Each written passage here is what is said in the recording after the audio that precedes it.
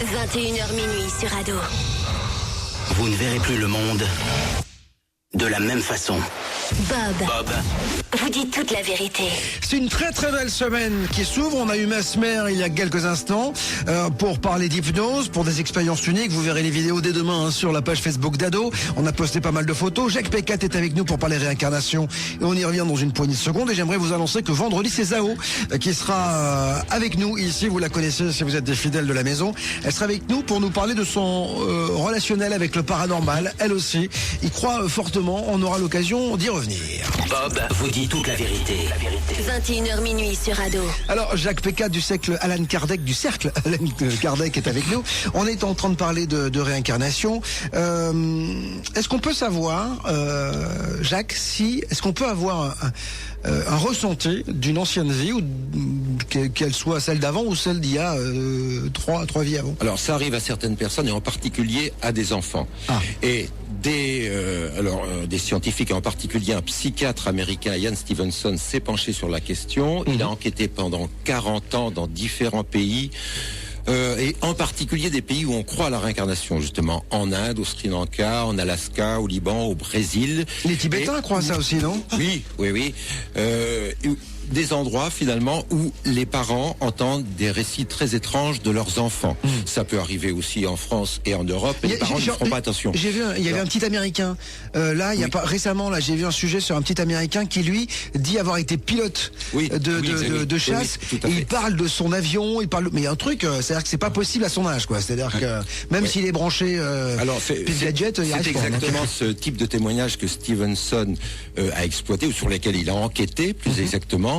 Et puis il est allé très loin parce que j'ai un exemple en Inde, par exemple, une petite fille qui prétendait avoir vécu dans une ville voisine, qui donnait son ancien nom, le nom de son enfant, le nom de ses frères et sœurs, de ses parents, etc. Ce qui était tout à fait impossible, et ce à partir de l'âge de 2 ans.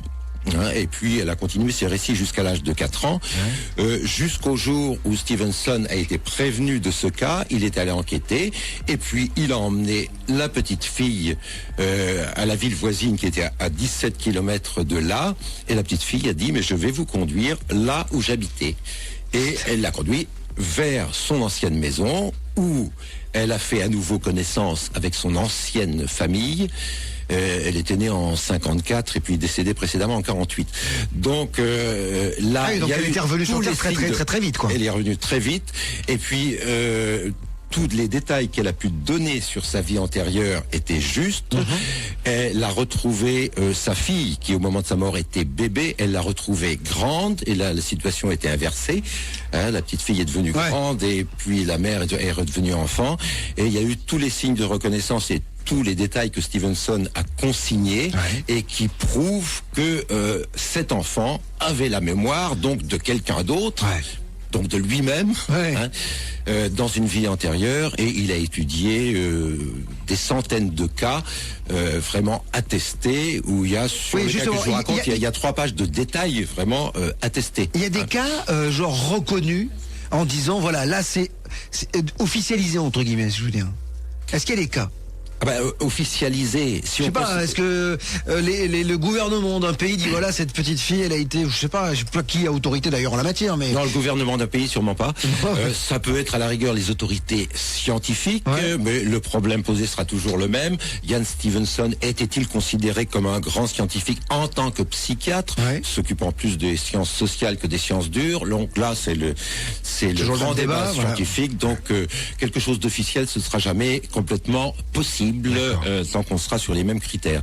Alors, dans ce type d'expérience, pour notre part en tant que spirit, on a vécu des choses similaires à ce que Stevenson a constaté. Ah bon? Mais avec un petit quelque chose en plus. Je vous raconte le cas de l'enfant Victor, né il y a 26 ans maintenant. Avant qu'il se réincarne, les esprits ont signifié à ses parents, qui étaient spirites, l'arrivée de cet enfant. L'enfant qui va se réincarner là, eh bien, c'était en fait la grand-mère de la grand-mère de la future mère. Ce qui fait que l'enfant réincarné est l'esprit de sa propre arrière-grand-mère. Compliqué. Non, bon, dans la famille, on se retrouve. L'arrière-grand-mère se réincarne au travers de sa petite fille, voilà, et un garçon né qui un jour sera confronté à une réalité inattendue, c'est-à-dire que ses parents, à l'âge de 4 ans, l'amènent dans la région natale de sa mère. Que va-t-il se passer, Jacques? On va marquer une pause. On en parle dans un instant parce que moi j'ai un esprit. Je vois la pub. Je suis assez voyant. Moi, je ne vois pas le temps passer. Voilà, mais voilà. On en reparle dans un instant de cet enfant, Victor, réincarné. Donc c'est toute la vérité. Nous parlons de réincarnation avec Jacques Pécat ce soir jusqu'à 23h. Vérifiez que votre porte est verrouillée. Branchez vos systèmes de sécurité. 21h minuit. Tout peut arriver. Sur Ado, Bob vous dit toute la vérité. 21h minuit sur Ado. Bob vous dit toute la vérité. Avec Jacques Pécat ce soir du siècle Alan Kardec, nous parlons de réincarnation. Nous étions en train de parler d'un cas de réincarnation de ce petit garçon Victor, qui en fait était, semble-t-il, la grand-mère en fait. Sa propre arrière-grand-mère. Voilà, sa propre arrière-grand-mère. Donc la question que alors continuez l'histoire et après je vous poserai l'autre question parce que c'est fascinant. Ses parents se déplacent dans leur pays natal et Victor se retrouve face à la maison qui fut la sienne. D'accord. Où vivait encore une grande tante dans cette même maison. D'accord. Il arrive dans la maison et il dit mais l'évier a changé de place, il n'était pas là, il était là. La personne confirme. Tel buffet était dans le coin là, mais vous l'avez changé de place. Les personnes de la famille médusées se disent ben oui, effectivement. Donc là, on a la preuve, en quelque sorte, que nous connaissons l'identité de cet esprit, de cet enfant, par les esprits. Ça nous est confirmé par sa mémoire. Il a une mémoire là qui a duré quelques instants en se retrouvant dans sa propre maison qu'il avait connue 40 ans avant. Ils peuvent pas dire qui ils étaient? Par exemple, vous faites une séance avec ce gamin, par exemple. Il peut pas dire aux gens avec qui il est, voilà, j'étais ta grand-mère ou machin. Non, parce que là, c'est un souvenir fugitif. Ah, c'est ça, ça va, où il s'est reconnu. Il s'est reconnu dans les lieux et après, il a perdu toute mémoire. Ce genre de phénomène arrive en général entre 2 et 5 ans et après, ça se dissipe. Et là, dans ce cas précis de Victor, je crois qu'ensuite, il ne s'en est pas vraiment souvenu. Il a fait des cauchemars par la suite et la nuit suivante, d'ailleurs, comme il parle beaucoup la nuit, il s'est identifié à une femme et il a dit « Laissez-moi tranquille, les enfants, ne traînez pas dans mes jupes, j'ai des choses à faire. » Donc, il s'est identifié Quel âge avait-il, dans sa vie antérieure. Quel âge avait-il, Victor? 4 ans. 4 ans, ouais. On peut pas inventer tout ça, quoi. Donc, Ah non, c'est pas possible à inventer, non. Donc, est-ce qu'on peut choisir sa famille de retour? Parce que moi, j'ai quelques adresses, quelques noms de famille, au cas où. L'esprit choisit sa famille en fonction de ce qu'il va décider de faire. Ah bon? Disons qu'un esprit suffisamment conscient va décider d'un sens à donner à sa vie. Peut-être vous-même aviez-vous décidé, avant de vous réincarner, de devenir journaliste, animateur, etc. Voilà. Et il va trouver le milieu qui lui convient le mieux pour mener à bien sa mission ou sa direction de vie. Et en même temps, il va se retrouver par rapport à des affinités antérieures, donc retrouver forcément des esprits qu'il a déjà connus au travers du père, de la mère, des frères, des sœurs et autres. Alors, cela quand il y a réellement le choix. Mais beaucoup d'esprits qui sont encore au début de leur évolution se réincarnent plutôt de façon spontanée. Parce que moins on a d'expérience, moins on peut choisir, en fait, c'est ça. Moins on est capable de choisir. Hein. Et tout ça, ce sont les esprits qui vous l'ont dit, en fait. C'est quand vous avez fait vos cercles... C'est l'enseignement des esprits, non seulement aujourd'hui, mais qui remonte, comme je disais, à Alan Kardec il y a 150 ans, qui avait vraiment mis à plat tous ces sujets-là et avait obtenu un ensemble de réponses très cohérents sur les grandes questions métaphysiques et notamment celle-ci. Il y a d'autres preuves de réincarnation. Je crois qu'on parlait de marques de naissance chez certains enfants.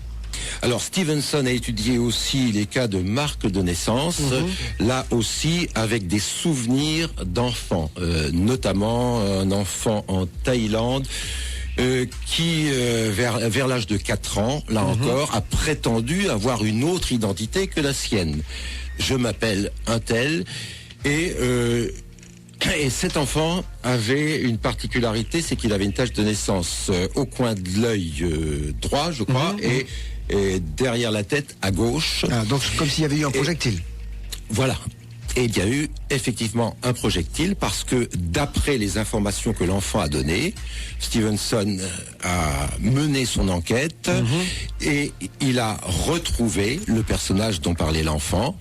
Il s'identifiait bien sûr à ce personnage qui mais mort quelques années avant. Là c'est pareil, il n'y a pas eu un temps énorme entre les deux vies et donc a retrouvé la famille de ce monsieur qui en fait a été assassiné et a bien pris une balle dans la tête exactement à l'endroit où il y avait les taches de naissance, la balle entrant par l'œil et sortant donc derrière. il avait les stigmates de son ancienne vie, quoi.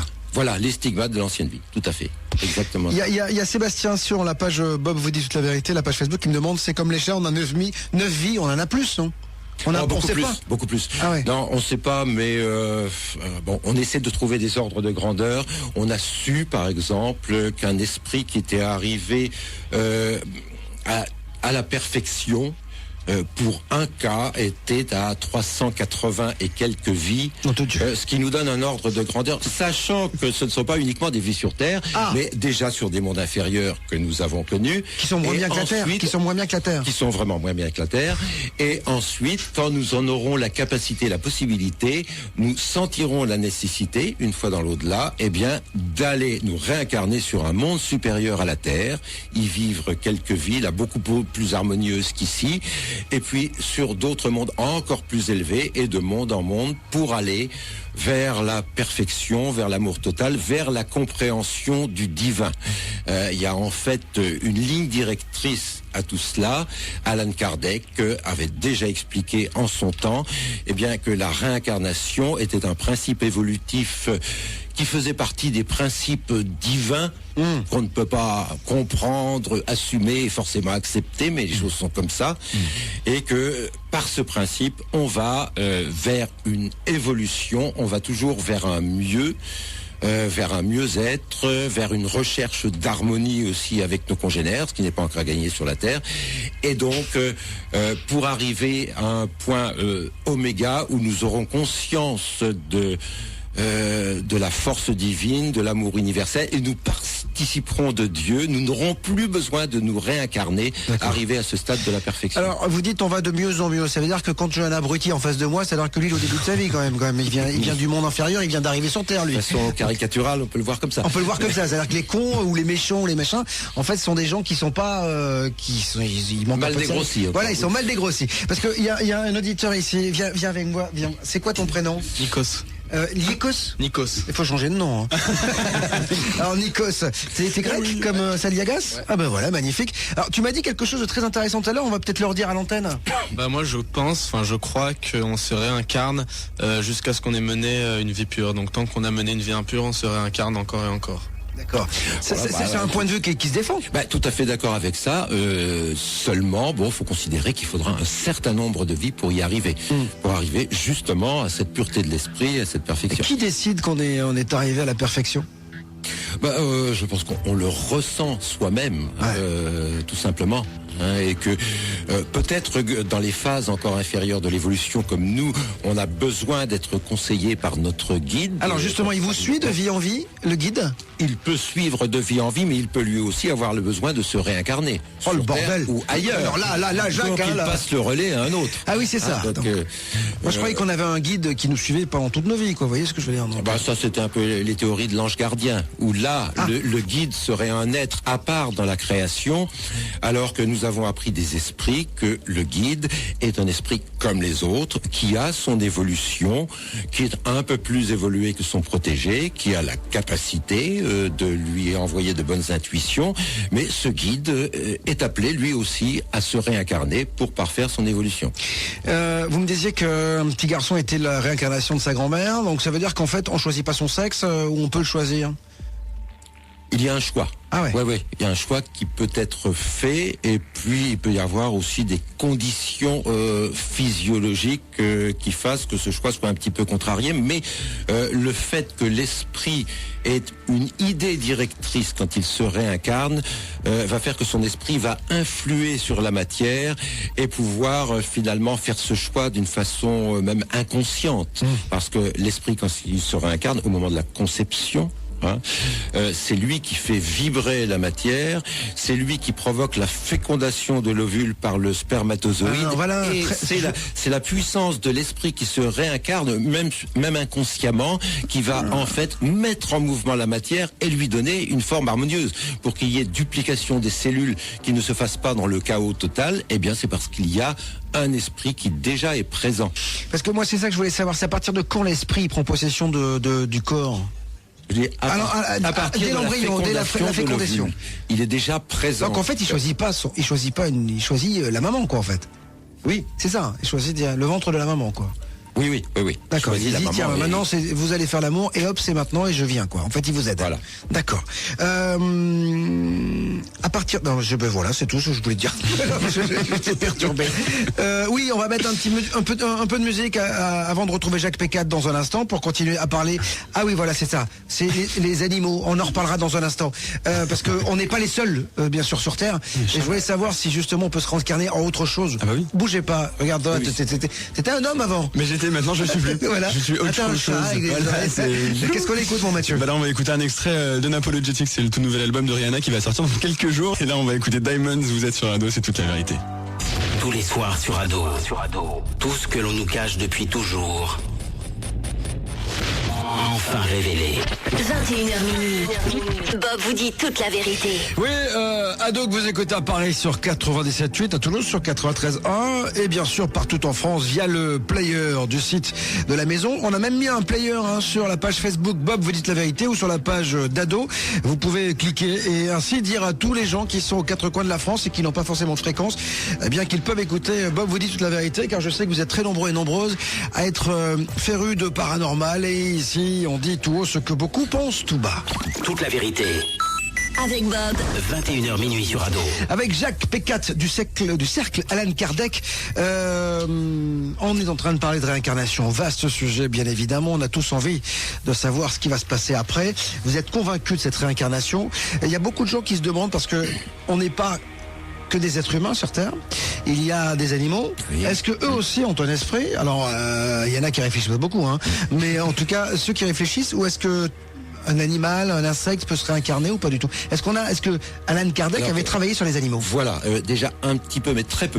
Dans l'œuvre d'Alan Kardec, il y a assez peu de choses sur les animaux, mais depuis lors, nous, entre autres dans notre association, on n'a pas manqué de poser la question aux esprits. Bien sûr. Et on a encore des chaînons manquants dans l'évolution animale, mais on a un certain nombre de choses affirmées. Déjà, c'est que les animaux se réincarnent, mais qu'il n'y a pas de corrélation entre l'humain et l'animal, c'est-à-dire que c'est une vie différente de la nôtre, beaucoup plus fondée sur l'instinct, sur la proximité de la nature, alors que chez l'humain c'est plus l'intellect qui se développe, et que chez l'animal, eh bien, il y a réincarnation, a priori en restant dans les mêmes espèces, mais là-dessus on n'a pas encore suffisamment de renseignements. L'on sait aussi par ailleurs donc la gazelle peut pas devenir le lion, quoi. Voilà. C'est con, parce que moi je veux dire une chose, je choisirais, je me serais fait bouffer par un lion, le deuxième c'est moi qui bouffe. Mais on sait aussi que au niveau des insectes, par exemple, les esprits parlent plutôt d'un psychisme collectif qui est animé, évidemment, qui a une âme en quelque sorte collective, mais qu'il n'y a pas là de réincarnation individuelle. Et que la réincarnation individuelle arrive plutôt avec les mammifères. D'accord. Dès que ça réfléchit un peu, quoi. Et encore, est-ce que l'animal réfléchit vraiment? Mon chat réfléchit beaucoup. Non, mais il est envoûté, ton chat. Oui, mon chat est envoûté. Alors, Moi, quand vous me disiez, on choisit en fait, on choisit sa vie, hein, sa prochaine vie, l'esprit. Oui. Quand malheureusement, il y a les enfants qui naissent handicapés. Est-ce que l'esprit choisit ou est-ce qu'il... on parle, nous, d'accident de réincarnation. Ah. Dans d'autres théories, on vous dira que c'est une punition pour assumer un karma des fautes antérieures.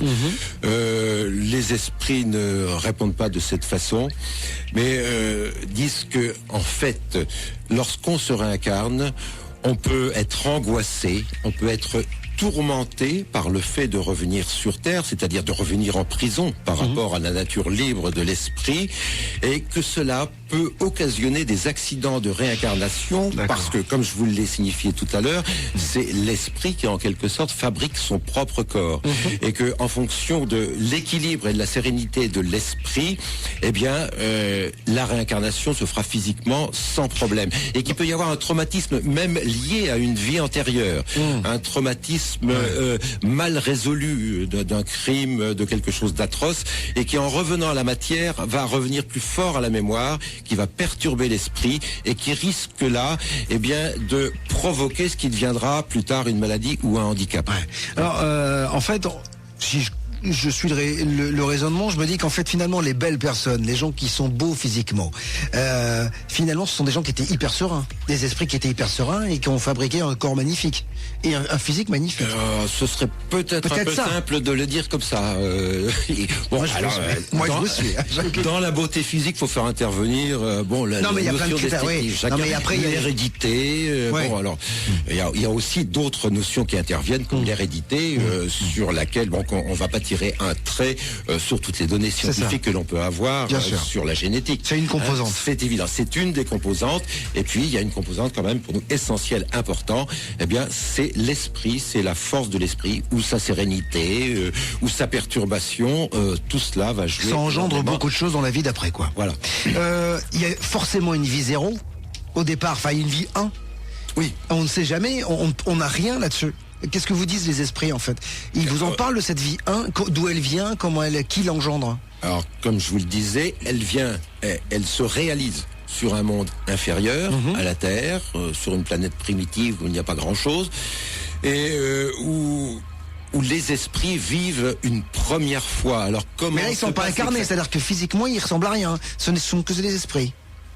Ou on peut dire qu'ils ont, je sais pas, ils sont des êtres. Ils vont avoir déjà une forme plus ou moins animale, humanoïde. Il y aura une première forme. C'est-à-dire qu'une fois l'esprit créé, pulsé par la force divine, il y a un phénomène naturel qui fait que l'esprit aura l'instinct d'aller vers la matière et de s'incarner sans même le savoir, sans même le comprendre, déjà une première fois. D'accord. Donc ça c'est sûr. Alors, donc on peut imaginer aussi que ce qu'on appelle des extraterrestres, ce que l'on voit, les apparitions que l'on peut avoir, etc., ça peut être aussi des gens... en fait, des esprits d'une autre planète, en fait. Tout ce qui est attesté dans le domaine des témoignages extraterrestres, OVNI, eh bien, cela correspond, pour nous spirites en tout cas, naturellement à la manifestation de civilisations plus évoluées que la nôtre, plus évoluées à tout point de vue, techniquement, moralement, intellectuellement. Donc ils sont à des vies supérieures déjà. Là. Alors bien sûr, sur des planètes supérieures à la Terre, où il n'y a plus de guerre, il y a des gouvernements mondiaux où la vie est complètement différente. C'est presque le paradis, quoi. C'est pour la science, la philosophie, l'art et d'autres développements qu'on ne connaît pas encore. Oui, ça pourrait être pour nous une forme de paradis. Et que ce sont en fait ces esprits d'autres planètes qui peuvent s'intéresser à notre Terre, qui peuvent même y avoir vécu antérieurement. Bien sûr, il y a 500 ans, mais non. Mais qui ont évolué. Et puis qui ont, dans une solidarité interplanétaire, qui continuent à suivre un peu l'évolution de la Terre. C'est peut-être pour ça d'ailleurs qu'ils nous attaquent jamais.